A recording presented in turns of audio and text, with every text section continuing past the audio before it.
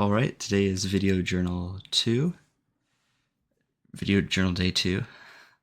Um, so one thing I've been thinking about recently is about authenticity. And I've been worrying about how authentic I truly am being recently.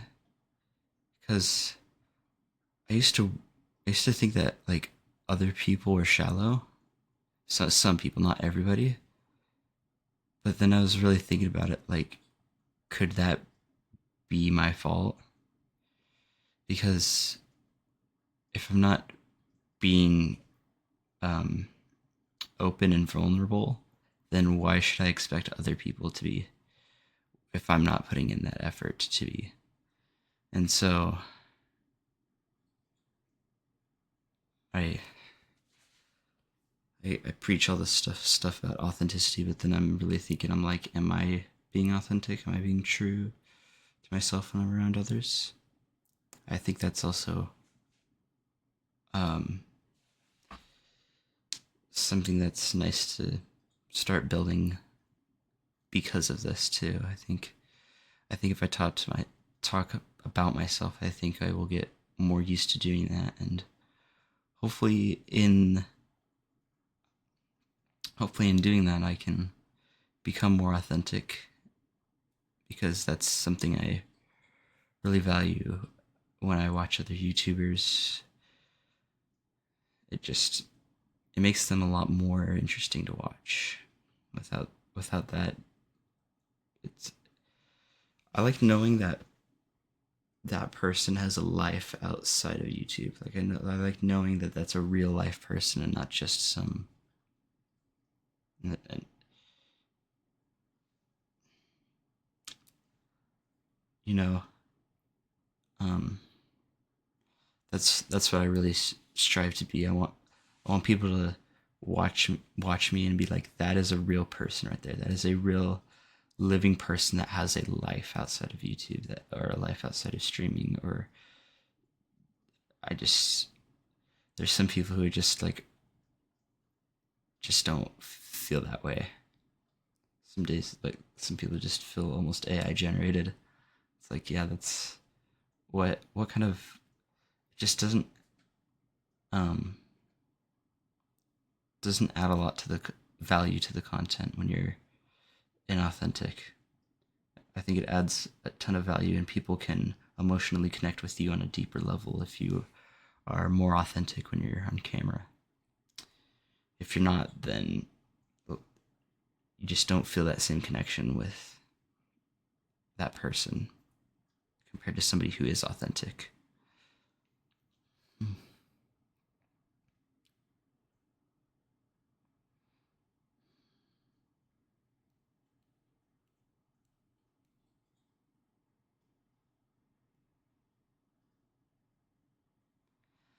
Hmm.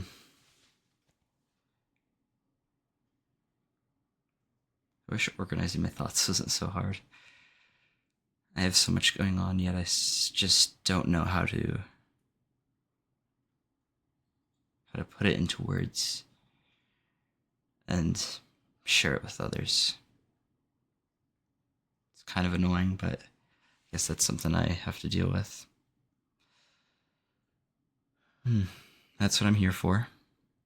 That's what I'm here for. So at least trying to improve on that skill. I find it interesting how I can, uh, in my video production class at school, I can be an actor very easily and just get by doing that, and I don't struggle with talking as much because I have a script and I know what I'm about to say. But when I try to talk about myself, it's kind of hard. I just don't know what to talk about.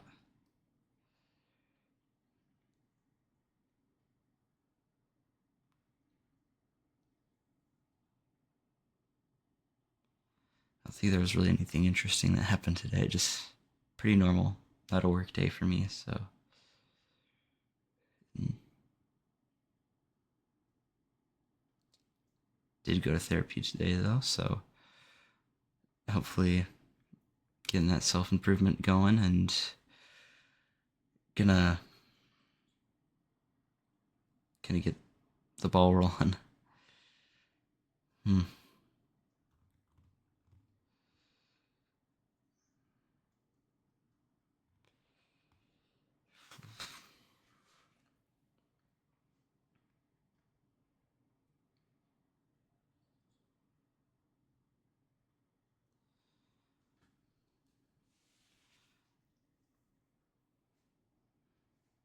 One thing I wrote down in my physical journal last night, I was processing kind of um, the idea of like an inner child and how I believe in some ways I have more of a connection to my own inner child than some other people, and um,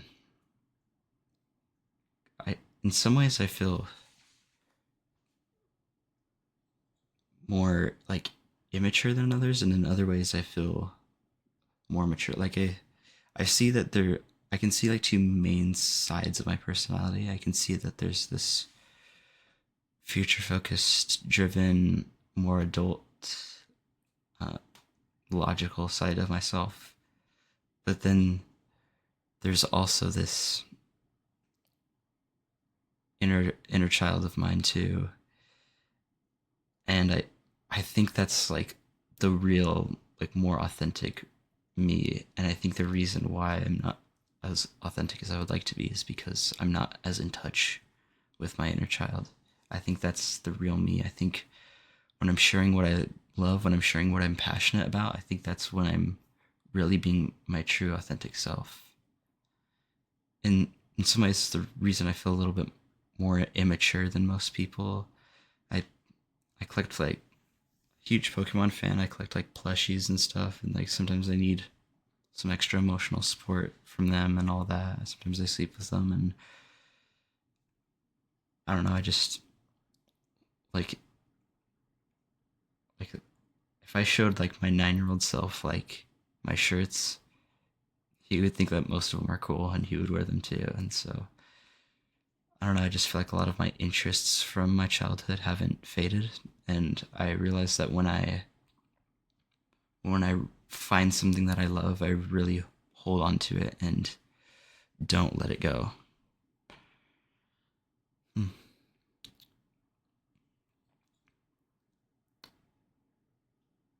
Well, if anybody's watching, thank you. I'm going to become a content creator in 2025. I'm going to become a consistent content creator in 2025.